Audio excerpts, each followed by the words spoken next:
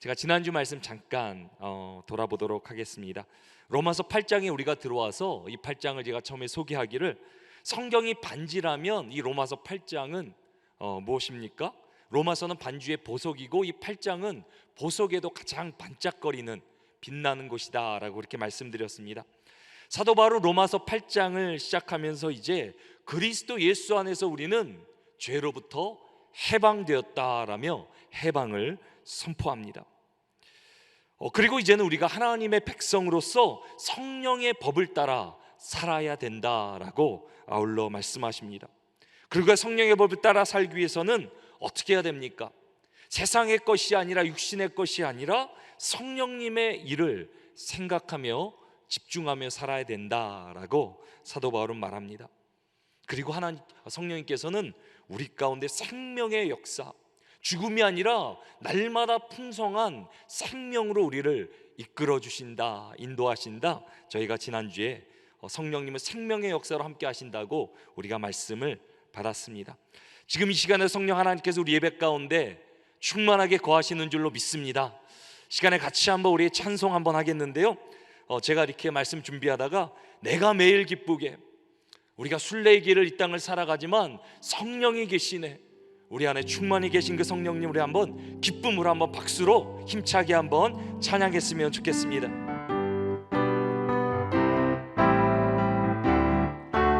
내가 매일 기쁘게 순례의 길 행하면 주의 팔이 나를 안보하며, 내가 주의 큰 복을 받는 참된 비결은 주의 함께. 다시 한번 내가 매일 기쁘게 순례의 길 행하면 주의 팔이 나를 안보하며, 내가 주의 큰 복을 받는 참된 비결은 주의 영이 함께함이. 성령이 계시네, 할렐루야 함께 하시네. 좁은 길을 걸으며 밤낮 기뻐하는 것 주의 영이 함께함이라. 전에 죄에 빠져서 평안함이 없을 때 예수 십자가의 공로 힘입어 그 발 아래 엎드려 참된 평화 얻으면 주의 영이 함께함. 성령이 계시네, 할렐루야 함께 하시네. 좁은 길을 걸으며 밤낮 기뻐하는 것 주의 영이 나와 동행하시고 모든 염려하시니 나는 숲의 새와 같이 기쁘다. 내가 기쁜 마음으로 주의 뜻을 행함은 주의 영이 함께함이. 아멘. 성령이 계시네, 할렐루야 함께 하시네. 좁은 길을 걸으며 밤낮 기뻐하는 것 주의 영이 함께함이라. 세상 모든 욕망과 나의 모든 정욕은 십자가에 이미 못을 박았네. 어두운 밤이 지나고 무거운 벗으니 주의 영이 함께하. 성령이 계시네, 할렐루야 함께 하시네. 좁은 길을 걸으며 밤낮 기뻐하는 것 주의 영. 성령이 계시네, 할렐루야 함께 하시네. 좁은 길을 걸으며 밤낮 기뻐하는 것 주의 영이 함께함이라. 그렇게 믿으십니까? 성령께서 우리 예배 가운데 충만하게 거하시는 줄 믿습니다. 이제 사도 바울은 성령님께서 우리를 인도하신다, 우리 가운데 생명으로 충만하게 하신다 말씀하시면서 오늘 본문에 이렇게 고백합니다. 12절과 13절입니다. 그러므로 형제들아, 우리가 빚진 자로 돼 육신에게 져서 육신대로 살 것이 아니니라. 너희가 육신대로 살면 반드시 죽을 것이로되 영으로서 몸의 행실을 죽이면 살리니. 성령 하나님께서 우리 가운데 이끌어주시고 생명을 주시게 이제 더 이상은 육신에 따라 살지 않고 성령님의 인도하심을 받아 살아야 된다라고 오늘 사도 바울은 말합니다. 그리고 성령님의 인도하심을 받는 사람은 어떤 사람인가? 오늘 본문 가운데 성령의 인도함을 받는 사람이 바로 하나님의 자녀다라고 사도 바울은 말해줍니다. 오늘 본문 14절과 15절 말씀 함께 읽겠습니다. 무릇 하나님의 영으로 인도함을 받는 사람은 곧 하나님의 아들이라. 너희는 다시 무서워하는 종의 영을 받지 아니하고 양자의 영을 받았으므로 우리가 아빠, 아버지라고 부르짖느니라. 아멘. 얼마나 귀한 말씀입니까? 성령님께서 우리를 이끌어줘 인도하시는데 성령님의 인도함을 따라 살면 우리가 하나님의 존귀한 자녀, 우리가 하나님의 자녀로 살아가게 된다. 성령님의 인도함을 받는 자가 하나님의 자녀다라고 오늘 사도 바울은 말합니다. 예수 그리스도의 영이신 성령 하나님으로 말미암아 우리가 하나님을 아빠, 아버지라 부를 수 있다라고 사도 바울은 우리에게 말해줍니다. 더 이상 죄의 종이 아니라 하나님의 자녀로 입양된 것입니다. 사도 바울 당시 로마 사회에서는 입양하는 것이 흔한 일이었다라고 그렇게 말합니다. 입양은 주로 부요한 성인이 자신의 재산을 물려줄 상속인이 없을 때 이제 시행된다 그럽니다. 입양의 대상은 어린이뿐만이 아니라 청년, 어른까지도 자유인 노예할 것 없이 상속인을 정할 수 있었다라고 말합니다. 그리고 입양이 되는 순간 로마 사회에서는 놀라운 그런 변화가 있었다라고 말하는데요. 먼저 내가 양자로 입양되면은 나에게 있었던 모든 빚이 청산되었다라고 그렇게 말합니다. 그 전까지 내가 어떤 과거를 살았던지 어떤 빚이 있던지 양자로 입양되는 순간 모든 것이 다 과거가 청산이 되는 것입니다. 두 번째는 이제 내가 새로운 인생을 살게 되는데 새로운 인생을 살게 되는 그 표시로 이름을 받게 되고 이제는 내가 상속자로 살게 된다 그럽니다. 그리고 이제는 내가 세상의 고아가 아니라 양아버지, 이제 나에게 아버지가 생겨서 그 아버지의 보호를 받고 살아가게 된다 그럽니다. 그리고 네 번째는 이제는 나에게도 의무가 있는데 이제 그 양아버지를 공경하고 섬겨야 되는 그런 이제 의무를 갖게 되었다라고 말합니다. 그래서 오늘 본문 16절은 우리에게 이렇게 기록합니다. 성령이 친히 우리의 영과 더불어 우리가 하나님의 자녀인 것을 증언하시나니. 양자가 되면은 이런 놀라운 변화가 일어나는데 우리를 하나님의 자녀라 양자로 입양해 주셨다라고 성경은 분명히 말하고 있습니다. 그럼에도 우리가 이 땅을 살아가는 가운데 또 마음이 흔들리고 무너지고 내가 제대로 사는 것이 맞는가? 내가 정말 잘 살고 있는 게 맞는가? 우리는 수없이 무너지지만 우리 안에 누가 우리를 하나님의 자녀 되었으므로 증거하십니까? 성령 하나님께서 우리 가운데 계셔서 끊임없이 너는 하나님의 아들이야, 하나님의 딸이야, 너는 존귀한 하나님의 자녀라 라고 우리 가운데 증거해 주신다라는 것입니다. 이 시간 한번 우리 안에 있는 성령의 하나님께서 우리 가운데 증거하시는 고백으로 함께 나아갔으면 좋겠습니다. 저를 한번 따라 고백하십니다. 하나님 아버지, 하나님 아버지. 우리 이렇게도 한번 고백하십니다. 아빠 아버지. 네, 우리에게는 하나님 아버지께서 계신 줄 믿습니다. 우리 하나님 아버지는 어떤 분이십니까? 모든 만물을 소유하시고 모든 역사를 주관하시는 분이십니다. 그리고 그 하나님이 천지를 지으시고 지금도 오른손으로 모든 만물을 붙들고 계신 그 하나님 아버지께서 나의 아버지 되시는 줄 믿으시기 바랍니다. 내 하나님이 내 아버지라면 그 아버지의 나라는 누구 것입니까? 나의 것입니다.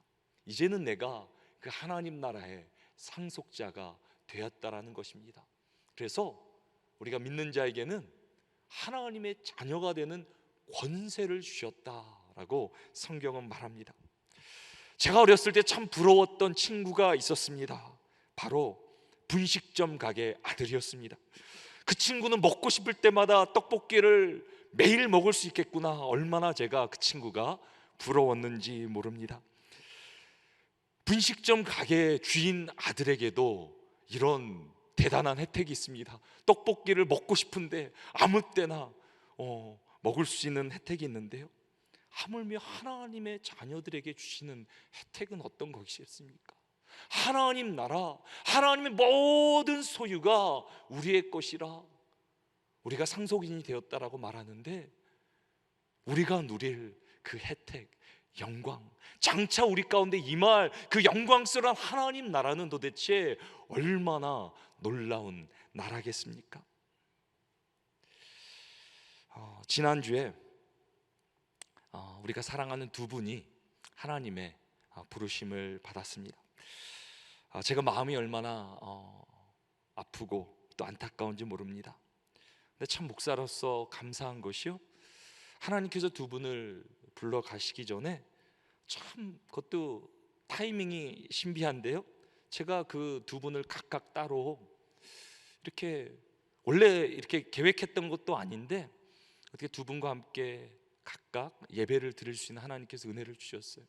예배를 드리면서 그분들의 삶을 듣고 또 하나님께서 얼마나 그분들을 사랑하시는지 그분들의 간증을 듣고 또 그분들이 또 어떻게 또 하나님의 부르신 가운데 나아갔는지 또 마지막 시간을 예배로 함께 드릴 수 있었습니다. 제가 이렇게 예배를 드리는 가운데 두 분은 예수 그리스도 확실히 믿고 하나님의 자녀로 이 땅을 살아가셨기에 하나님의 나라 천국에 입성하신 줄로 믿습니다. 그것이 너무 감사한 거예요. 이 땅의 고난과 고통과 아픔과 슬픔이 눈물이 있지만 그럼에도 하나님 나라의 자녀로 불러주셔서 영원한 하나님 나라의 상속자로 이제는 그 나라를 소유하게 하신 것, 그것이 너무나 감사한 거예요. 사도 바울은 오늘 본문에서 이렇게 전합니다. 오늘 본문 17절과 18절 우리 함께 읽어보도록 하겠습니다. 함께 읽겠습니다. 자녀이면 또한 상속자 곧 하나님의 상속자요 그리스도와 함께한 상속자니 우리가 그와 함께 영광을 받기 위하여 고난도 함께 받아야 할 것이니라. 생각하건대 현재의 고난은 장차 우리에게 나타날 영광과 비교할 수 없도다. 얼마나 놀라운 말씀이니. 이제 우리가 자녀가 되었는데요, 그리스도와 함께 하나님 나라를 상속받게 될 것이라, 우리에게 주어질 영광이 있을 것이라 말씀하시면서 영광을 받기 위해서 이 땅에서 우리가 잠시 고난 또한 받아야 된다라고 말합니다. 고난을 받아야 돼. 이 땅에서 우리가 아픔이 있고 슬픔이 있고 고난이 있고 역경이 있지만, 그러나 뭐라고 말합니까? 우리가 지금 현재 당하고 있는 고난은 장차 우리에게 주어질 영광과 비교할 수도 없다. 그것과 우리는 정말 우리는 이 땅에 경험하는 모든 고난보다 더 놀라운 영광을 얻게 될 것이다 라고 말합니다. 그 영광이 있지만 우리가 이 땅을 살아가는 가운데 고난이 있음을 또한 사도 바울은 말해주고 있습니다. 그래서 이제 고난에 대해서 이 땅에 때로 우리가 힘들고 어려운 일들을 겪는 거에 대해서 사도 바울이 우리에게 말해주고 있는데요, 성도가 하나님 자녀가 겪어야 될 고난, 그것을 먼저 설명하기 전에 피조물들 모든 만물 가운데 임한 그런 고통에 대해서, 고난에 대해서 말합니다. 사도 바울은 우리뿐만이 아니라 모든 지금 만물이 신음하며 고통 가운데 있다. 특별히 썩어짐이라는 것, 죽음의 고통 가운데 모든 피조물들이 놓여 있다라고 말합니다. 그리고 그들이 함께 고통받고 있는 것을 우리가 알고 있다라고 그렇게 말합니다. 모든 만물은 우리가 다 잘 알듯이 썩어짐, 죽음이라는 노화라는 과정을 밟아야 됩니다. 어떤 생명체도 어떤 만물도 빠짐없이 이 죽음이란 것을 경험해야 됩니다. 그리고 이것은 하나님의 뜻입니다. 그러나 원래 죽음이 우리 가운데 하나님의 오리지널 디자인은 하나님의 뜻은 아니었습니다. 죽음이 어떻게 들어옵니까? 인간이 하나님을 범죄함으로 하나님께 끊어짐으로 죽음이라는 것이 세상 가운데 들어옵니다. 원래 하나님의 뜻은 생명으로 만물이 충만한 것이었습니다. 그러나 인간의 범죄함으로 인해 세상에 죽음이란 것이 들어오기 시작합니다. 여러분들 이렇게 오늘도 보면 이게 운전하다 보면 자연이 있지 않습니까? 하나님께서 창조하신 자연이 얼마나 아름답습니까? 특별히 캘리포니아의 들꽃이 유명하다 그럽니다. 그리고 2023년에서는 비가 많이 와서 슈퍼 블룸이라 그래서 굉장히 많은 들꽃이 폈다 그럽니다. 꽃 구경 가신 분들도 계시지만 계시지 못한 분들도 있을 것 같아서 저도 갔다 오지 못했는데요. 제가 세 가지 장소를 제가 한번 유명한 곳 세 가지를 소개하는데요. 하나님께서 만드신 자연의 아름다움 가운데 팥빛꽃으로 유명한 엔텔롭 밸리라는 그곳이 있다 그럽니다. 그리고 여기서 이렇게 지금 그림으로만 봐도 참 아름답고 많은 들꽃이 있는데요. 그리고 50종이 넘는 들꽃이 있는 또한 데스밸리라는 곳이 또 있다 그럽니다. 그리고 마지막으로는 선인장과 들꽃으로 유명한 조슈아 트리라는 그런 지역이 있다 그럽니다. 얼마나 자연의 들꽃이 아름답습니까? 저희는 그 들꽃들을 보며 하나님의 아름다움을 찬양하며 또 아름다움 가운데 우리는 감동합니다. 근데 우리가 아는 건 무엇입니까? 이 아름다움이 오래가지 않는다는 것입니다. 이 들꽃들은 얼마 가지 못해 시들어지고 메말라지고 죽음을 경험할 것입니다. 근데 이 들꽃들도 이 죽음의 그런 탄식 가운데, 고통 가운데 있다, 신음하고 있다라고 사도 바울이 말하는 겁니다. 원래 모든 만물은요 하나님께 아름답게 지면서 심히 좋았더라.